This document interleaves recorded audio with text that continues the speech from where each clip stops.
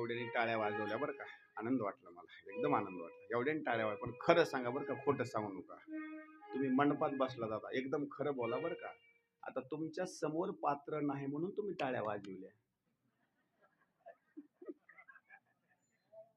खरं बोला बरं का, खोटं बोलू नका. तुमच्या समोर पात्र नाही म्हणून तुम्ही टाळ्या वाजविल्या. पात्र समोर पडल्याने एवढे जर पदार्थ ठेवले, खरं तुम्ही टाळ्या वाजवता का बरं? हा, अजिबात तर नाही. पात्र टाकले की तिकून जी बकीट येईल त्याला जागा करता अगोदर. भात इकडं, बुंदी इकडं, गुलाबजामुन इकडं, अशी जागा करायला चालू असते.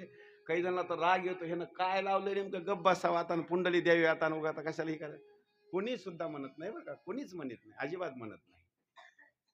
वाढ संपूर्ण झाली आणि देवानं असणारी आज्ञा देण्याकरता सुरुवात केली. सुंदर स्वरूपामध्ये असणारं जेवण करण्याकरता आता सुरुवात करणार. पुंडलिक झाली. मग आपण घरच्या मंडळीनं म्हणावं लागतं, ज्यांनी स्वयंपाक बनवला का नाही, घ्या बरं का आता, करा सुरुवात. ज्याची अन्नदानाची पंगत आहे त्यांना हात असे जोडावे लागतात आणि सांगावं लागतं, संकल्प सोडल्याच्या नंतर सावकाश होऊ द्या बरं का, गडबड करू नका, घ्या आता घास. त्यावेळेला अग्रेसर असणाऱ्या हनुमंतरायाला देवानं परवानगी दिली आणि सांगितलं, हनुमंता घ्या तुम्ही आता घास. हनुमंतरायांनी सांगितलं, अगोदर देवानं घास घेतल्याशिवाय मी घास घेणार नाही. किती प्रेम असेल विचार करा. अगोदर देवानं घास घ्यावा आणि त्याच्यानंतर भक्तानं घ्यावा. देव म्हणतो अगोदर भक्तानं घास घ्यावा आणि देवानं नंतर घ्यावा. किती प्रेम आहे विचार करावर. ही प्रेमाची असणारी भूमिका. तेवढ्याच वेळामध्ये हनुमंतरायानं विचार केला, देव एखाद्या दिवस घटना अशी करील, मी घास घेईल, तो पदार्थ उष्टा होईल आणि पदार्थ उष्ट झाल्याच्या नंतर देव काय करील, माझा उष्टा प्रसाद खाईल. देव खातो बर का, भक्ताचा उष्टा प्रसाद खातो. एखादी आई काय करते माहिती, लेकराचं जर उष्ट राहिले तर टाकून देते ना. काय करते, खाते बर का ती आई. हा, खाते. ते लेकरू म्हणजे भक्त आहे, आई म्हणजे देव आहे. लक्ष करा. तसा देव सुद्धा काय करतो माहिती, भक्तानं जर त्याच्यामधलं जर असणार अन्न जर खाल्लं असेल तर देव काय करतो माहिती, त्या भक्ताचं उष्ट खातो. हनुमंतरायाने विचार केला, देव असा करणार म्हणजे करणार. हनुमंतराय हुशार. हनुमंतरायांनी काय केलं, मी आता घास घेणार, घास घेतल्याच्या नंतर हा संपूर्ण पदार्थ उष्टा होणार आणि माझ्याच ताटामधला प्रसाद देव घेणार. आपण तसं नाही करायचं. वाढले ना सगळं, आपला प्रसाद मात्र उष्टा प्रसाद देवाला मिळूच द्यायचा नाही. म्हणून हनुमंतरायाने काय केलं, तेवढं ताट प्रसादाचं उचललं आणि आज्ञा दिल्याच्या नंतर प्रसादाचं ताट उचलून झाडावर जाऊन बसला हनुमंतराय. पण आपला प्रसाद उष्टा देवाला खाऊ दिला नाही. या हनुमंतरायाची लीला आहे. वर असणारे बसून असणारा तो प्रसाद खाल्ला. सुंदर स्वरूपामध्ये असणारे भोजन झाले आणि प्रभू श्रीरामचंद्रजींनी वानर मंडळीला हात जोडून सांगितलं, आणखी काही अपेक्षा. त्या वानर मंडळीने सांगितलं, देवा आणखी एक अपेक्षा आहे, खादलेची वाटे खावे जे जे भेटी तयासी. एकदा जे खाल्लं का नाही ते आम्हाला परत खाऊ वाटतं. त्यावेळेस प्रभू श्रीरामचंद्रजींनी सांगितलं, आता या जन्मामध्ये नाही, पुढल्या जन्मामध्ये. जेवढे 18 पद्म वानर होते का नाही, ज्यांनी देवाच्या हातानं प्रसाद खाल्ला, तेच वानर द्वापार युगामध्ये गोपाळ झाली. हे सगळे बरं का वानर गोपाळ झाली. आणि त्यावेळेला सुद्धा प्रभू श्री रामचंद्रजींनी त्यांना दही दूध दोन्ही असणारं भात वगैरे असणारं चारण्याचं काम केलं. ही त्यांची असणारी अपेक्षा पूर्ण केली. ते तुमचं हीच लावा फक्त, स्टिंग लावा फक्त. त्यावेळेला जेवण वगैरे झाले आणि आपला जसा सप्ताह संपतो का नाही, सप्ताह संपल्याच्या नंतर जेवढी मंडळी बाहेर चालली असते, पॉकेट वाटण्याचं काम असतं बरं का. हे पॉकेट केव्हापासून आहेत लक्ष करा बरं का. हे त्रेतायुगापासून पॉकेट चालू आहेत, आताची पॉकेट नाही. हे त्रेतायुगापासून पॉकेट चालू आहेत. देवानं काय केलं, असे पॉकेट तयार केले होते. अशी लिस्ट तयार केली आणि लिस्ट तयार केल्याच्या नंतर मग मात्र असे नाव लिहिलेले होते. त्याच्यावर नाव घेईल तो असणारा वानर समोर यायचा, लगेच देवानं असताना त्याला भेट वस्तू द्यायची. भेट वस्तू शाल श्रीफळ असणार त्याची, वानर बाजूला सरकायचा. असंख्य वानर मंडळीला वाटप असणार केलं. सीतामाता साईडला होती. प्रत्येक जणाचं नाव यायचं, प्रत्येक जणाचं नाव यायचं. नाव यादी संपत आली तरी आणखी हनुमंतरायाचं नावच आलं नाही यादीला. सीतामाता विचार करते, जरा देवाच्या लक्षामध्ये राहिलं नाही लिस्ट करताना. मी रात्री पाहिजे होते. अगोदर नाव कुणाचं लिहिलं असतं मी अगोदर, हनुमंतरायाचं. पण देवाच्या लक्षात राहिलं नाही असं वाटतं. लिस्ट संपत आली आणि सीतामातेनं देवाला खुणवायचं, आव हनुमंतरायाचं नाव. देवानं म्हणे थोडं थांब. सगळे लिस्ट असणारे वाचत संपत आली. काय द्यावं काय द्यावं. त्यावेळेस म्हणले, सीतामाता म्हणते, अहो तुम्हाला कळालं नाही या ठिकाणी, ज्यानं राम आणि सीता भेटवली त्याचं मात्र नाव कुठंच नाही.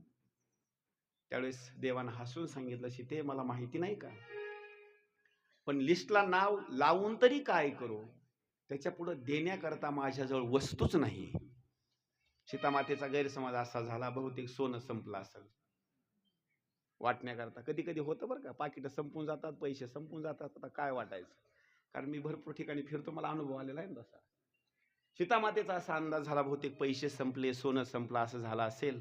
सीतामाता विचार करते, सांगते, देवा काळजी करू नका, माझ्या गळ्यामध्ये नवरत्नाचा असणारा हार आहे. एक आणि दोन नाही बरं का, किती, नवरत्नाचा असणारा हार आहे. त्याच्यामधला एक एक मणी जर विकला तर त्या एका मण्यामुळं पृथ्वी विकत घेता येते, असला मणी बरं का. आता एक जर मणी विकला तर काय विकत घेता येतं, सगळी पृथ्वी. अशा मण्याच्या बाबतीमध्ये तिच्या गळ्यामध्ये असणारा नवरत्नाचा हार, तिनं तेवढा आमोलिक असणारा हार काढला आणि हनुमंतरायाच्या हातामध्ये दिला.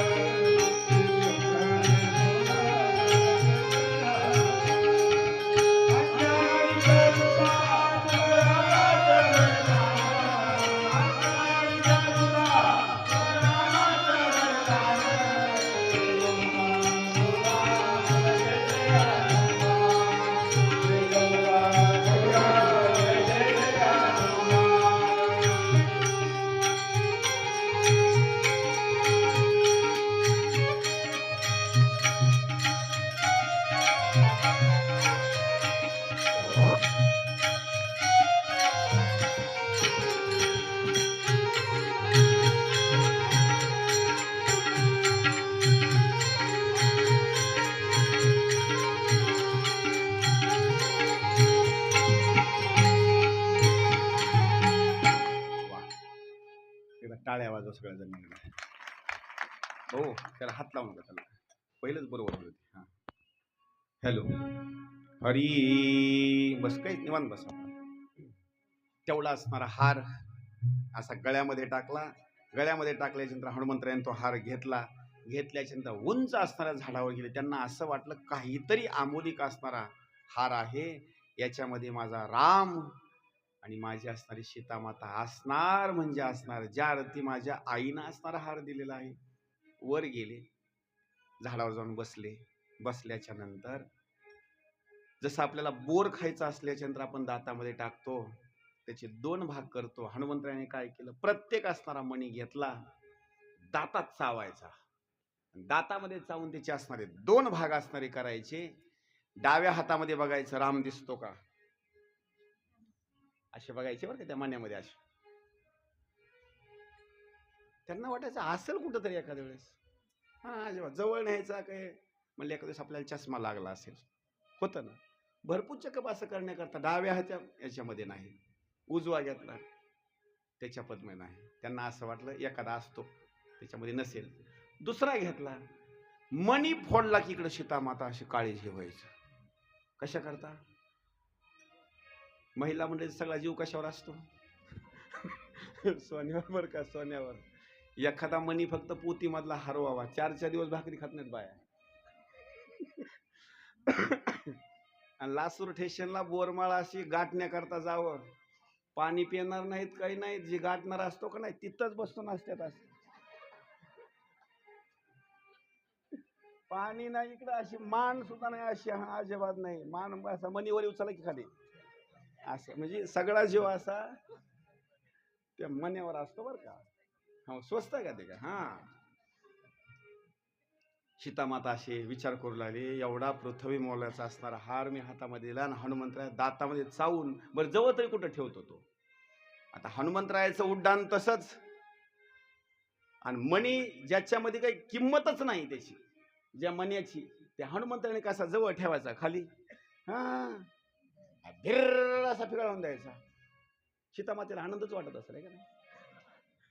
पृथ्वी मोलाचा मणी ज्याच्यामध्ये राम नाही तो मणी घ्यायचा ना असा टाकून द्यायचा, असा लांब असा, एक नाही प्रत्येक मणी असा हनुमंतराने हे केला. सीतामातेला राग आला आणि मग सीतामाता म्हणते, खरंच ज्या अर्थी प्रभू श्री रामचंद्रजींनी या हनुमंतरायाचं नाव लिस्टला लावलं नाही, त्या अर्थी मला आता कळालं हनुमंतरायाच्या बाबतीमध्ये अक्कल नाही काही सुद्धा. सीतामातेला राग आला, रागाच्या भरामध्ये बोलण्याकरता सुरुवात केली. अरे हनुमंता, पृथ्वी मोलाचा असणारा एक एक मणी असणारा हार तो सगळा चुरा करून टाकला, काही शिल्लक ठेवला नाही. असं का केलं तू? बोलण्याकरता सुरुवात केलं. आई खरं सांगू, ज्या मण्यामध्ये राम नाही, पुन्हा ज्या मण्यामध्ये राम नाही आणि ज्या मण्यामध्ये माता सीता नाही, तो मणी मला कसा आहे? सोने रुपे आमा मृतिके समान आणि पाषाण, हे सगळे मणी आम्हाला कशासारखे आहेत? पाषाणासारखे असणारे आहेत, माती दगडासारखे असणारे आहेत. आम्हाला याचा असणारा काही उपयोग नाही. सीतामातेला राग आला. एवढा जर तुझा रामावर आणि सीतेवर जर विश्वासच असेल बाबा, तू मण्याकरता विचार करतो, तुझ्या जवळ राम आणि सीता आहेत का? हो. कुठं आहेत? येत आहेत. दाखव बरं. दोन असणारे हात घेतले, छातीच्या ठिकाणी टाकले, तर असं शरीर फाडलं, जसं कपडा फाडतो का नाही आपण, शरीर फाडलं छाती, आणि त्याच्यामध्ये जसा पडद्यावर असणारा टीव्हीचा असणारा भाग दिसतो का नाही आपलं चित्र, हे पहिलं चित्र इथं दाखवलं हनुमंतरायानं बरं का. पहिलं टीव्ही सारखं चित्र कुठं दाखवलं? छातीमध्ये. पहिली टीव्ही म्हणलं तर हीच टीव्ही बरं का, त्रेतायुगामध्ये पहिल्या सुरुवातीला अगोदर सुरुवातीला असणारं चित्र दाखवलं. त्या चित्रामध्ये प्रभू श्रीरामचंद्रजी आणि माता सीता. मग मात्र सीतामातेचा विश्वास पटला. एवढी भक्ती आहे, माझ्यापेक्षा सुद्धा कितीतरी पटीनं ही भक्ती आहे. पुढं सुंदर स्वरूपामध्ये कथा सांगितलेली आहे. एक दिवस सीतामाता मेकअप चालू होता, मेकअप सुंदर स्वरूपामध्ये.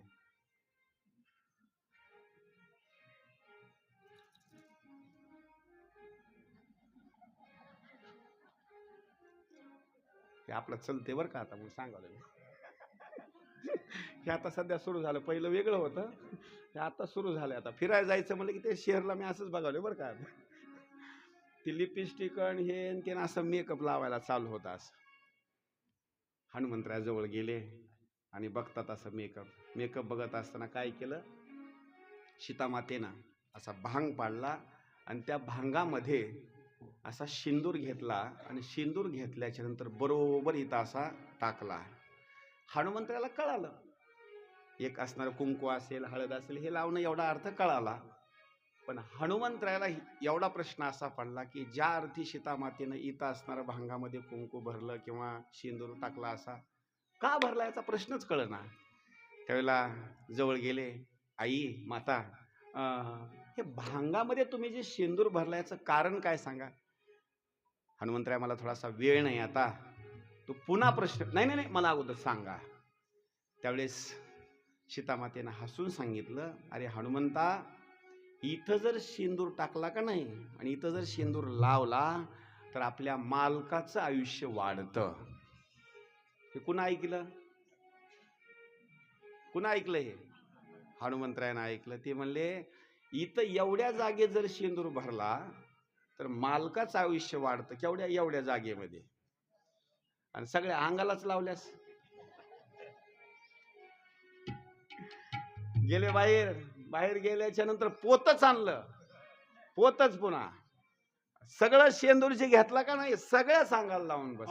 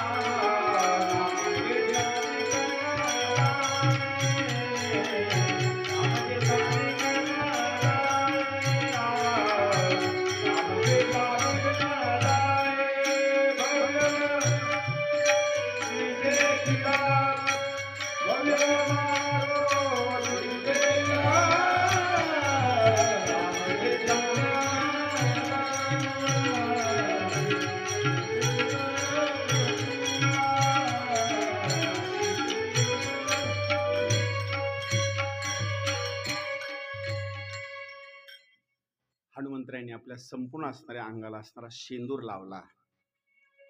म्हणून एक माझी विनंती बरं का, हनुमंतरायानं आपल्या मालकाचं आयुष्य वाढवण्याकरता काय केलं?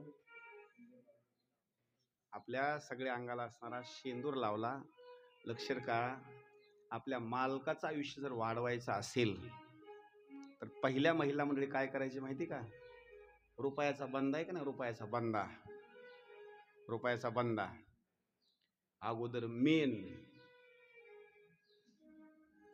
तेवढा असणारा कुंकवाचा असणारा भाग असा भरायचा. पुन्हा असणारी हळद. आता सुद्धा काही तर आहेत बरं का काही आजीबाई, अगं आजीनं बघा बरं किती मोठं कुंकू लावलंय. असं कुंकू लावलं का नाही असं ठळक कुंकू दिसतं बरं का. शहरला जातो मी, मुंगी असते का नाही, मुंगी, मुंगी, त्या मुंगीचा डोळा आहे का नाही, डोळा एवढा टिकला जसा भाग लावला. कसा हिशोब लागा काय नाही, इतका बारीक, इतका बारीक. आणि आणखी एक माफी मागून बोलतो, मॅचिंग कशाचीही करा. काय सांगतो माहिती, मॅचिंग कशाचीही करा, पण तुम्ही मॅचिंग कुंकाकडे नेऊ नका. आता गंध सुद्धा कशाची माहिती का, आता साडी जर अंगावर जर लाल असेल किंवा हिरवी असेल तर टिकली सुद्धा हिरवीच. असं नाही बरं का करायचं.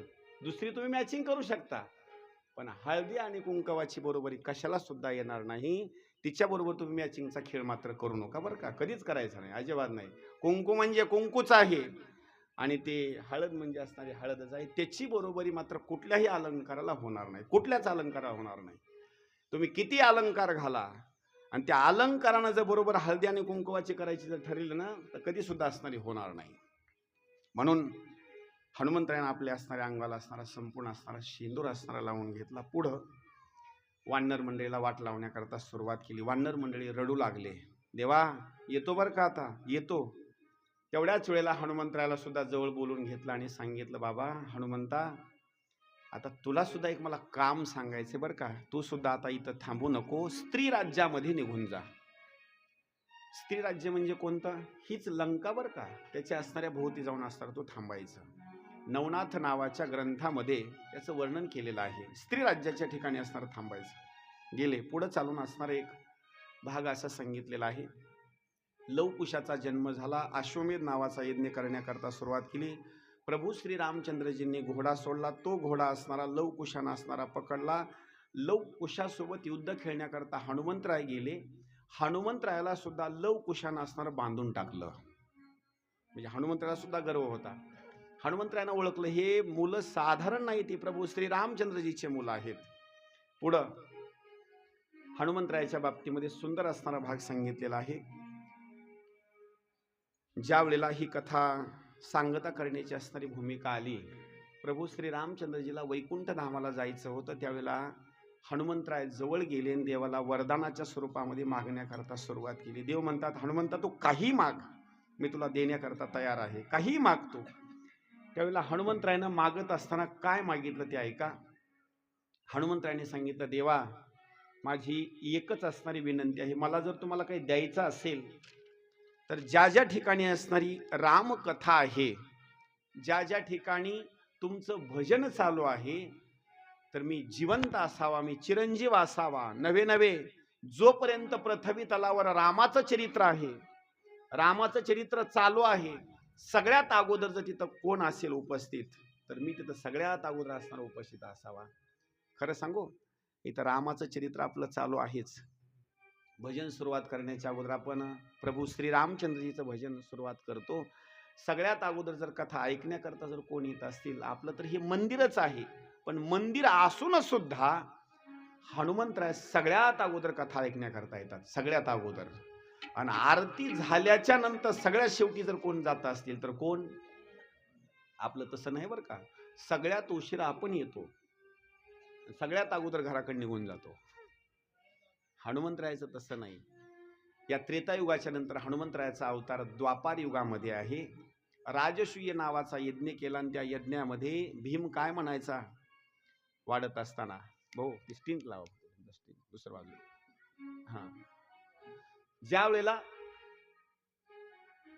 राजसूय नावाचा यज्ञ आणि भीमानं बोलण्याकरता ब्राह्मणाला सांगायचं, पात्रावर जर शिल्लक राहिलं ना तर मी गदा डोक्यात उचलून घालणार.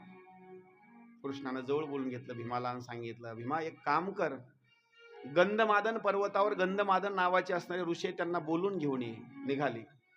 हनुमंतरायाची रस्त्यामध्ये भेट झाली. भेट झाल्याच्या नंतर हनुमंतरायाने रस्त्यावर शेपूट टाकून झोपले होते. हनुमंतरायाला गर्व झाला होता. हनुमंतरायाने काय केलं, असं शेपूट टाकलं, भीम आला आणि भीमानं काय केलं, हनुमंतरायाला बोलण्याकरता सुरुवात केली, एवढा शेपूट उचलून घ्या. हनुमंतराय सांगतात, मी जरा वयोवृद्ध झालो, मला काही शेपूट उचलत नाही. त्यावेळेस भीमाला जास्त गर्व होता. भीमानं काय केलं, असं शेपूट उचलण्याकरता सुरुवात केली. शेपूट उचलना, असंख्य प्रयत्न केला, शेपूट काही उचलना. शेवटी असंख्य हत्तीचं असणारं बळ असून सुद्धा शेपूट उचल नाही. त्यावेळेला महिमा हनुमंतरायाचा कळाला. पुढे एक भाग सांगितलेला आहे. एक दिवस दक्षिण दिशेला अर्जुन तीर्थयात्रा करत असताना रामेश्वरच्या ठिकाणी गेले आणि त्या सेतू जिथं बांधलेला आहे त्या सेतूच्या दगडावर हनुमंतराय असे झोपले होते, निवांत असणारे.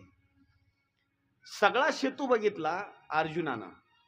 अर्जुनानं सेतू बघितल्याच्या नंतर अर्जुन म्हणतो, बहुतेक त्यावेळेला त्रेतायुगामध्ये प्रभू श्रीरामचंद्रजींनी सेतू बांधला, त्यावेळेस जर त्रेतायुगामध्ये जर मी जर असतो का नाही तर यांना मी दगडाचा सेतू बांधू दिला नसता. मी काय केलं असतं माहिती, नुसत्या बाणाचाच सेतू बांधला असता. आणि तिथं दगडावर असे पाय लांबून असा हात उशाला घेऊन हनुमंतराय रामाचं चिंतन चालू होतं. श्रीराम जय राम भजन चालू असताना ही गोष्ट ऐकली. कुणाची? अर्जुनाची. उठले आणि अर्जुनाला बोलण्याकरता सुरुवात केली. अर्जुना, अरे बाबा, त्यावेळेला बाणाचा सेतू टिकला नसता, तू बांधला असता पण टिकला नसता. कारण त्या काळामधले वानर एकदम ताकदवर होते आणि वजनामध्ये जास्त होते, त्याच्यामुळे तुझा बांधलेला सेतू टिकला नसता. दोघांचा वाद निर्माण झाला आणि पैज लागली. अर्जुन म्हणला, मी आता सेतू बांधतो. हनुमंतरायाने सांगितलं, तू आता बांध, मी वयोवृद्ध जरी झाला असलो तर उड्डाण घेणार आणि सेतू मोडणार म्हणजे मोडणार, तू काय करणार? अर्जुनाने सांगितलं, बोलण्याकरता सुरुवात केली, मी आत्ताच मरणार पुन्हा. आता ही शर्यत आहे ना. आता तोपर्यंत अर्जुनानं काय केलं, बाण जोडला. बाण जोडल्याच्या नंतर बाण असा सोडला, तिथून दक्षिण दिशेच्या समुद्रापासून लंकेपर्यंत सेतू तयार झाला. कशाचा? आता पहिला सेतू होता दगडाचा, बाणाचा सेतू तयार झाला. अर्जुनानं सांगितलं, आता मोडून दाखवा. हनुमंतरायांनी काय लीला केली, उंच आकाशामध्ये उड्डाणा करता असणारे गेले आणि तिथून जय श्रीराम असणारी घोषणा केली. आणि घोषणा केल्याच्या नंतर तेवढा सेतू असणारा मोडून टाकला. आता जसं ठरलं होतं, चिता तयार केली, उडी टाकणार, तोपर्यंत श्रीकृष्ण भगवंत आले आणि देवानं बोलण्याकरता सुरुवात केली. तुमच्या दोघांची पैज लागली, याला साक्षीदार कोण होता? साक्षीदार कोणी नव्हता, आमच्या दोघांचं ठरलं होतं. कुठल्याही गोष्टीला काय लागतो? साक्षीदार लागतो. म्हणले असं करू नका, म्हणले आता साक्षीदार मी होतो. म्हणले माझ्या समोर तुम्ही असणार आता पैजीचा भाग करा. देवानं काय केलं, अर्जुनाला अगोदर बाण सोडण्याकरता सांगितलं. अर्जुनानं परत सेतू तयार केला. श्रीकृष्ण भगवंतानं आपल्या सुदर्शन चक्राला आज्ञा दिली, सांगितलं, जिथं हनुमंतराय उड्डाण घेणार आहेत, उडी टाकणार आहेत, त्या ठिकाणी बाणाच्या खाली जाऊन तू जाऊन बस. हनुमंतराय उंच असलेले वर गेले, उड्डाण केलं आणि जिथं उडी टाकायची त्याच्या खाली होतं सुदर्शन चक्र. आता मात्र सेतू मोडला नाही. आता अगोदर अर्जुन हरला आणि आता कोण हरलं? हनुमंतराय हरले. देवानं सांगितलं, आता काय करा, दोघांचा हिशोब बरोबर झाला, इथून पुढे कार्य करायचं आहे. अर्जुना, तुला ज्या ज्या वेळेला संकट पडेल त्यावेळेला तू हनुमंतरायाचं चिंतन करायचं. तुला संकट पडले की हनुमंतराय तुला सहकार्य करण्याकरता येतील. ज्यावेळेला कौरवाचं आणि पांडवाचं युद्ध सुरू झालं ना, त्यावेळेला सगळ्यात अगोदर जर आमंत्रित कुणाला केलं असेल तर कुणाला? हनुमंतरायाला. आणि हनुमंतराय येऊन कुठं बसले? येऊन ध्वजस्तंभावरी वानरू तो मूर्तिमंत शंकरो. त्या ध्वजाच्या ठिकाणी असणारे हनुमंतराय आले आणि असे गदा घेऊन बसलेले होते. म्हणून कुठलंही कार्य सुरू करायचं असेल का नाही, मोटरसायकल असो काही असो, त्याच्या पुढं काय लावायचं अगोदर माहिती का? हनुमंतराय. हे सुद्धा आपला रथच आहे. कसलं विघ्न येणार नाही किंवा काही असणारी भूमिका नाही. महाराज तिथून पुढला एक कालावधी सांगितलेला आहे. एक दिवस द्वारका नगरीच्या ठिकाणी असणारे हनुमंतराय गेले. गेल्याच्या नंतर तिथे एक कथा सुंदर असणारी सांगितलेली आहे. द्वारका नगरीच्या ठिकाणी गेले आणि गेल्याच्या नंतर तिथल्या नगरीतल्या लोकांना हनुमंतरायाने विचारलं, या नगरीचा राजा कोण आहे? लोकांनी सांगण्याकरता सुरुवात केली, इथं श्रीकृष्ण राहतो. बर, दुसरा आणखी कोण राहतो? श्रीकृष्णाचा असणारा एक मोठा भाऊ आहे, त्याचं नाव आहे बलराम. मग तर रागच आला. मी फक्त एकाच रामाला मानतो. कुणाला? जो अयोध्यापती असणारा राम आहे का नाही, तेवढ्याच रामाला. अरे त्या रामापेक्षा आणखी बलवान कोण आहे जगामध्ये? कोणीच नाही. तेवढ्याच वेळामध्ये घनघोर असणारा युद्धाचा असणारा भाग आहे. माणूस जो कोणी येईल त्याला हनुमंतरायाने मारायचं. तेवढ्याच वेळामध्ये श्रीकृष्ण भगवंतांनी एक लीला केली. गरुडाला गर्व झालेला होता, सत्यभामेला गर्व झालेला होता. या दोघाचा गर्व हनुमंतरायाकडून कमी करण्याकरता गरुडाला सांगितलं, गरुडा तू जा आणि हनुमंतरायाला असणारं भेटीच्या स्वरूपामध्ये इथपर्यंत घेऊन ये. गरुड गेला आणि गरुड गेल्याच्या नंतर हनुमंतरायाला जाऊन बोलण्याकरता सुरुवात केली. हे वानरा, तुला कृष्णानं बोलवलंय. आता ही भाषा जमती का? आणि कुणाला भाषा आहे? हनुमंतरायाला. गरुडाला गर्व झाला, मी वाहन आहे विष्णूचं. ए वानरा, तुला बोलवलेलं आहे, चल लवकर. असं बोलल्याच्या नंतर ते म्हणलं, आणखी जरा गिरायकाला जरा कुणा जरा नमुना दाखवलाच नाही. हनुमंतरायाने असा हात मागे केला, एक असा ठेका दिला का नाही, तेवढा गरुड समुद्रामध्ये जाऊन पडला. तिथून जी त्यानं उड्डाण केलं ते डायरेक्ट श्रीकृष्ण भगवंताच्या जवळ चरणाचं दर्शन घेतलं, सांगितलं, देवा तुम्हाला मारायचंच होतं, मला तर इथंच मारायचं ना, तिकडे कशाला मला पाठवलं? देव म्हणले, तसं नाही, तुझी ताकद भरपूर होती म्हणून तुला मी असणारं निमंत्रण केलं. तसं नाही देवा, तुमची लीला मला कळाली. तुम्हाला स्वतः हाताने मारायचं नव्हतं, मला मार आणि दंड देण्याकरता तुम्ही तिकडं पाठवलं. कधी कधी काय करतात आई माहिती, लेकराला घरी मारित नाहीत, त्याला म्हणतात एवढं दप्तर घेऊन शाळेत जा. शाळेमध्ये मॅडम काय करतात माहिती का? 2-3 टाकतात, मला मग ते लेकरू लेवलला लागतं. बरं, घरी आईचं ऐकत नाही पण मॅडमचं बरोबर ऐकतं बरं का ते. हां, घरी आलं की बरोबर लिहायला चालू करतात. त्याला माहिती आहे उद्याला 2-4 खावाच लागतात आपल्याला. या गरुडानं सुद्धा हनुमंतरायाच्या हाताने असताना मार खाल्ला. नंबर 2ला हनुमंतरायाला बोलवण्याकरता सुरुवात केल्याच्या नंतर श्रीकृष्ण भगवंताला माहिती होतं, हा हनुमंतराय कृष्णाला मानत नाही, बलराम दादाला मानत नाही. कुणाला मानतो? फक्त रामाला. मग रामाला जर मानत असेल तर रामाला वडील मानतो आणि सीतेला आई. मग त्यावेळेस सांगितलं, एका सेवकाला जवळ बोलून घेतलं आणि सांगितलं, जाऊन सत्यभामेला सांगा की वेळ कमी आहे, लवकर सीताहून ये. कुणाला सांगितलं? सत्यभामेला. वेळ कमी आहे, हनुमंतराय येत आहेत आणि हनुमंतरायाला तू सीता बनायचं आहे, मी राम बनणार आहे, तू लवकर असताना सीता बनण्याकरता तयार होऊन सीता बनून लवकर ये. आता एवढं सांगितल्याच्या नंतर कुठल्याही माणसानं म्हणावं बरं का, लग्नाला जायचं आणि पत्नीला म्हणावं लवकर आटपण, लवकर चला. कुठली पत्नी मालकाच्या अगोदर निघते का लवकर? हा, अजिबात नाही. थांबा थोडं 5 मिनिट, थांबा थोडं जरा 5 मिनिट. लग्न लागायची टाइमिंग येते बरं का, गाडी रस्त्यालाच असते. महिला मंडळीचा मेकअपचा भाग होत नाही, लवकर घराच्या बाहेर निघत नाहीत. सत्यभामेनं काय केलं माहिती का? कपाट उघडलं, एकदा साडी घ्यायची, अंगावर टाकायची. हीच सीतेची साडी असेल का? नाही, ही नसेल, लगेच परत ठेवून द्यायची, दुसरी साडी घ्यायची. म्हणजे विचारा करता मध्ये हनुमंतरायाजवळ आले. एवढा वेळ झाला तोपर्यंत देवानं रामाचं असणार रूप धारण केलं. आता कमतरता कुणाची आहे? सीतेची.